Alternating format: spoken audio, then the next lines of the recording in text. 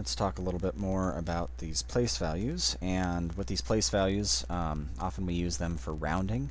So if we have this number here, 3,564.9, or well, there's other more specific ways to say that. You could be asked to round this to the nearest 10. So when you're rounding a whole number, what you do is you identify the place value you're being told to round to. That's the nearest 10. The digit that's in that place is this 6. And so that's kind of where I'm looking at there, and I'm actually looking at the number that just follows it. So you can see that's a 4. And if that number is 5 or greater, then we would do what's called rounding up. This would become a 7, and then we go zeros beyond that. But this is a 4 or less. It's a 4 exactly, which means we're going to round down. And how we round down is we just make these all into zeros. Everything that follows this becomes a 0. So this would be 3560.0 if you wanted to have the decimal on there.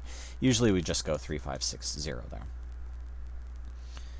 All right, if I wanted to round this number to the nearest 100 instead, well, the 5, you can see that's in the hundreds place, right there. And so the next digit is a 6, which says I would round up because it's 5 or greater. So that means this 5 would round up, it would go up by 1, it'd become a 6 there. And then everything that follows this is going to become zeros. So the 6 becomes a 0, the 4 becomes a 0.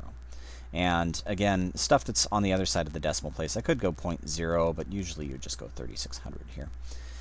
Now, the reason we do this in rounding is, you can envision if you're between two numbers, let's go 35, what was this number? 3564 and 35. No. I forgot what I'm doing. 3560 and 3570. If we're trying to round this to the nearest 10, I'm trying to figure out, is this number closer to 3560 or 3570? Because those are the stepping by tens. 3,564.9 is actually going to be just slightly closer, just slightly to the left, and that's why we would round it down. We would actually just shift this number over here. You can see, obviously, when we're rounding, then we're not talking about the same number.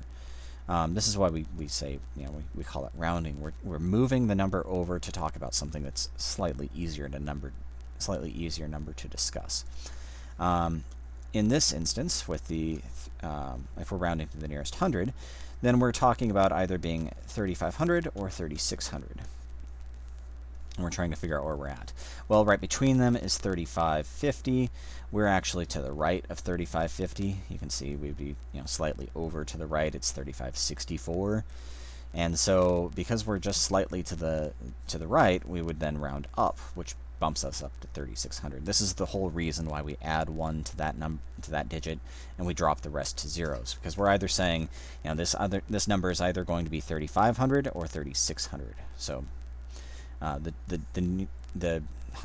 multiples of 100 immediately around this, just like the multiples of 10 immediately around this, or 3560 or 3570.